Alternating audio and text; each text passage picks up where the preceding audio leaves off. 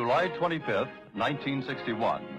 America is waiting for the arrival in Washington of the Prime Minister of the Federation of Nigeria, Alhaji Sir Abubakar Tafawa Balewa.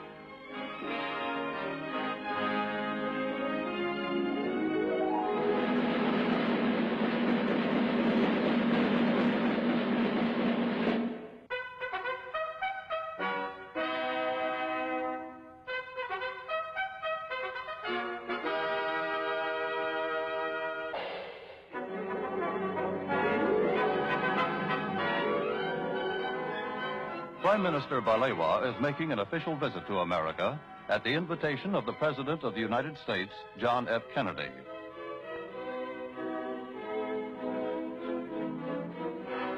Waiting at the airport to greet him are Vice President Lyndon B. Johnson, Secretary of State Dean Rusk, Mr. Joseph Palmer, the American Ambassador to Nigeria, and other high-ranking American officials. Accompanying the Prime Minister is Minister of Foreign Affairs Nwachukwu, Ambassador Udochi, and Minister Shagari and Benson, and other key members of the Nigerian government.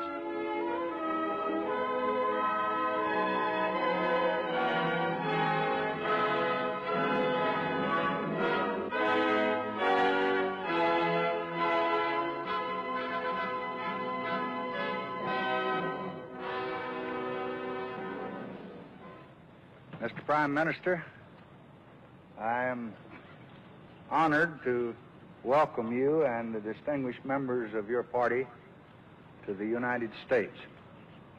This welcome is only the beginning.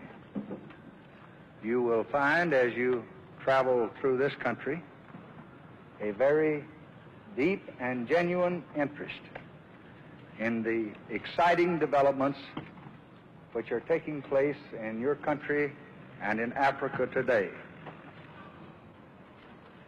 I am very pleased to be with you in Washington today, and I look forward to the week which we are to spend among you. I have no doubt that the American people will receive us with all the kindness that they all receive strangers. This is just a brief reply to your very warm address of welcome. Thank you.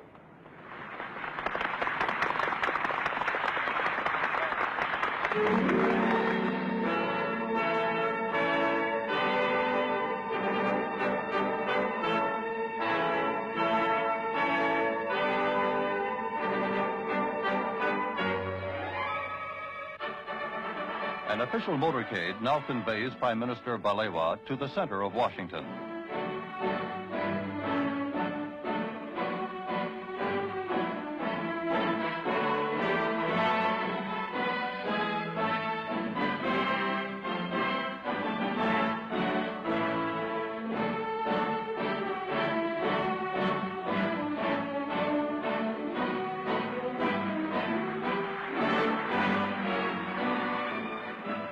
Many friendly Americans are waiting to welcome Sir Abubakar to his home in Washington.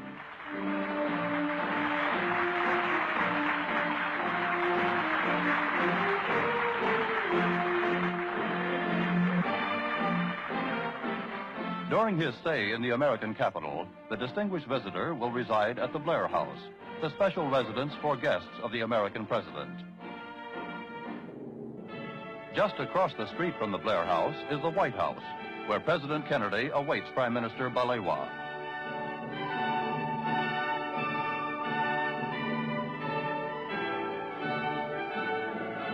The two leaders are meeting to discuss matters of mutual and international interest.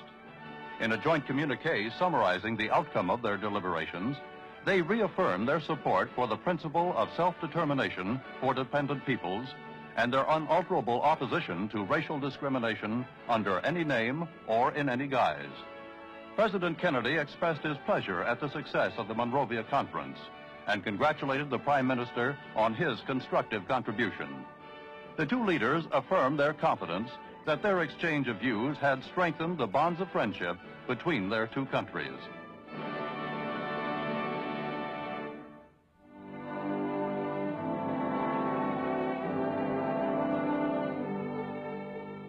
The next stop for Sir Abubakar is a memorial to one of America's best-loved presidents, Abraham Lincoln. The Lincoln Memorial is a goal for every visitor to the American capital. Tourists from all over the world are drawn by a reverence for the man known by all men as the great emancipator.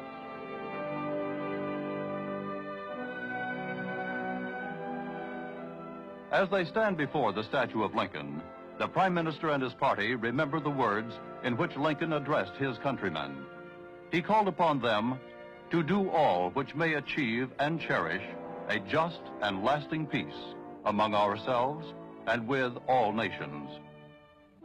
Sir Abubakar and his party see a monument to America's first president, George Washington, as they leave the Lincoln Memorial. A group of children proudly display the placard which Prime Minister Balewa has autographed for them.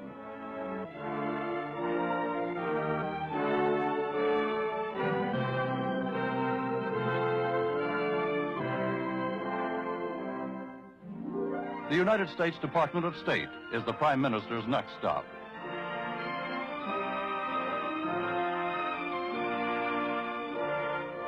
An exhibit of photographs from Nigeria and of Nigerian arts and crafts has been planned to coincide with Sir Abubakar's visit. This exhibit is aimed at helping Americans to understand the progress being made in Nigeria.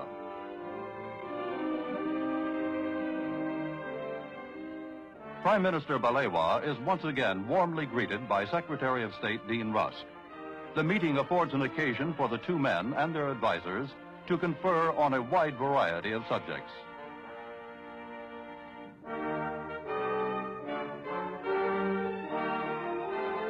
The House of Representatives of the United States invites Prime Minister Balewa to speak in a special session convened in his honor.